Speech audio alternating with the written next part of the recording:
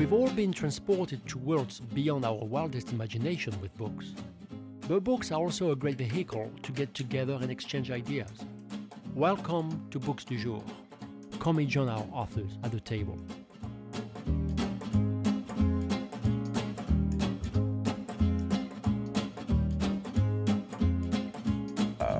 Some people value liberty over equality, and some people value equality over liberty. But I think the people on the liberty side, who generally get collected under the rubric of conservative, have really been pretty extreme. You know, if I were to go backwards, I'd say, forget it. We're not going to have corporations because they're people who are entitled to economic activity without fear of personal liability, That's right. which is a tremendous benefit to begin with. You know, Well, people who rent an apartment, you know, poor people who incur credit card debt, they don't have that. They don't have that protection, liberty. Right. You know, it comes to them personally. But now, on top of everything else, the Supreme Court wants to say, well, you know, they're just like people. They can contribute money. They have religious beliefs, so they can keep their employees from getting birth control. And, you know, the ultimate outcome of all of that is that corporations will end up with the right to vote, which would be, I mean, that would really stand everything on their head. They are not political entities. They are economic entities. Fiscal entities, yeah. Right. And that's all they are. Yeah. So how did we get here? Well, I'm more interested in the question of how we get out of here, which is how to change the membership of the court. Well, I think it's how we got here yeah. Is through the increased politicization, open politicization of the Supreme Court, and the people on the right would say it began with the Warren Court. People on the left would say it began with the Rehnquist Court. But whatever it is, these are politically intentioned decisions where the conservative justices are clearly aware that by making these rules that basically put no restriction on corporations and money, that they are empowering the people who agree with them politically. Sometimes it feels to me like the whole country, the USA, should be USA.Inc. Yeah. You feel like everything is done to the benefit of corporations. Right. Well, what was it, Herbert Hoover, who said the business of America is business? Yeah. And I think that devalues so much of our history. I've never actually thought that that was right. The people who talk about liberty in terms of individual freedom, at least that's a broader concept than the right to make money. And there, you know, there's no doubt that American prosperity is part of the American image, but increasingly, things like income inequality and the money chase in politics, which gives the rich much greater rights than the poor to influence the political process. Nobody wants to notice that there is a correlation between those two things. The more influence the rich are given as a matter of legislative right and constitutional right over the political process, the more unequal the society becomes in terms of the distribution of economic rewards. So when people say that, you know, it's America Inc. or the business of America is business, the worst part of that is that it's not, that America, if it's America Inc., not every American is a shareholder. I know you wrote a book on capital punishments, and a few months ago there was terrible execution that went sour. Yeah. I think it was in Georgia, I believe, or one of the states, southern states, where the doctor, Oklahoma, where the doctor couldn't find the vein, and the guy had slit his wrist before, and then they ended up putting catheter in his groin, and it took forever for the convict to die. What was your reaction when and people defended that attitude that they had to execute that man? Well, you sort of get yourself into this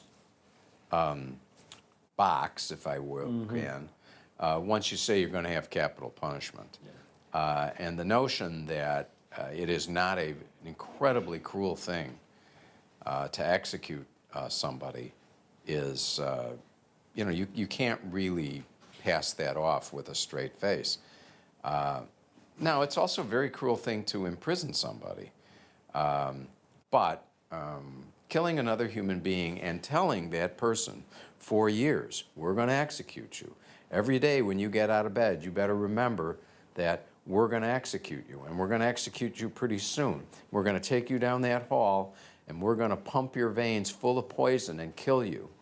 That is a very cruel regime. And when people are forced to confront it, it does make them more than a little squeamish and reluctant. Sister Helen Prejean, the author of Dead Man Walking, yeah, and one of the more famous opponents of capital punishment in this country, always when she's addressing audiences, looks out there and she says, "You think this is such a good idea? You come down here and push the button." And most people, they're not so keen on killing somebody for the sake of social revenge. In Europe, and I'm sure in the States, they used to have public execution just to deter people from. I think there was maybe it's the way to go. Just have do 10 a year, and then people that would have to do less of those. Well, I mean, it's not a quite serious question, but it does seem to have a strong impact on the population.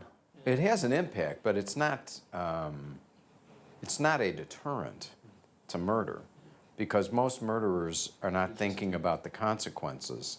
They don't, when they act. And, maybe it would deter contract killers in the mafia who would say, well, it's not worth it. But almost everybody makes a calculation. Who makes a calculation decides that it is, and for the most part, nobody's making a calculation. They're young, principally men who don't have much in the way of impulse control. So tonight we had ThrillerFest. Yes. You're going to be, how I said, the star of the show. You're going to be celebrated. Yeah. And your reaction when I say that is like, well, it gives you a strong feeling of the passage of time. Yes, you're being very kind, Frederic. But is that, what I said is it makes me feel old. It makes you feel, well, you said it.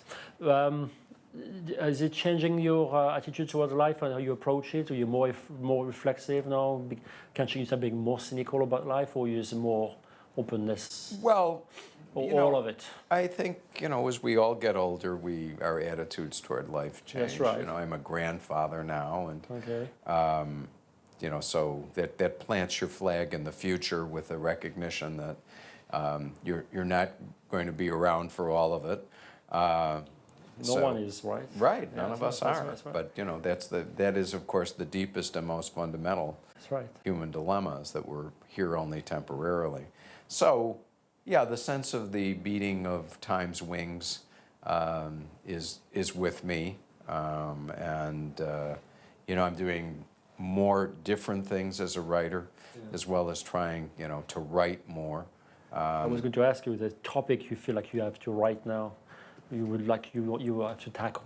Well, I'm writing a book about the International Criminal Court at the Hague, and sort of the International Tribunal. Yeah. Yes, the International Criminal Tribunal, and the sort of the internationalization of justice, and how elusive justice can be when you start going cross-cultural. And I'm writing about gypsies gypsies, the Roma.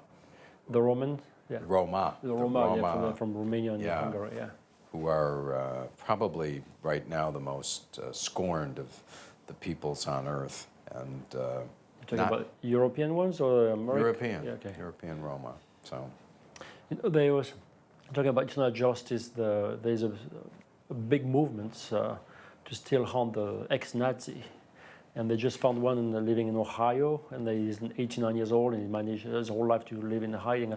Do you think a tribunal like the Hague war criminal still should be chasing them after all these years? Well, I mean, there's two ways to think about an 89-year-old war criminal.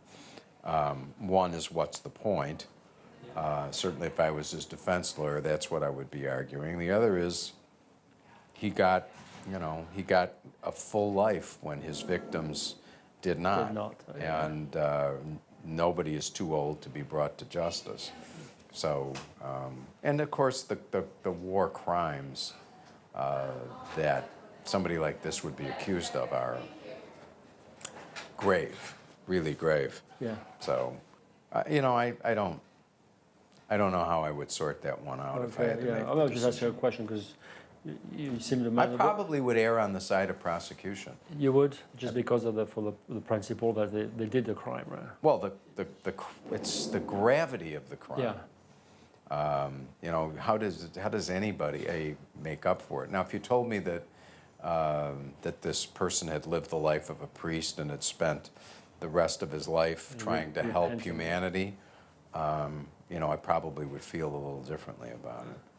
So the Roma, what interests you about them? Because they're gypsy, they're moving around. Well, it's just they don't belong anywhere. They have a language. What interests me about them is that, and frankly, I'm always interested by my friends in Western Europe who like to lecture Americans about our treatment of minorities, but have been, when it comes to gypsies, it's like, well, now wait a minute, it's not gypsies.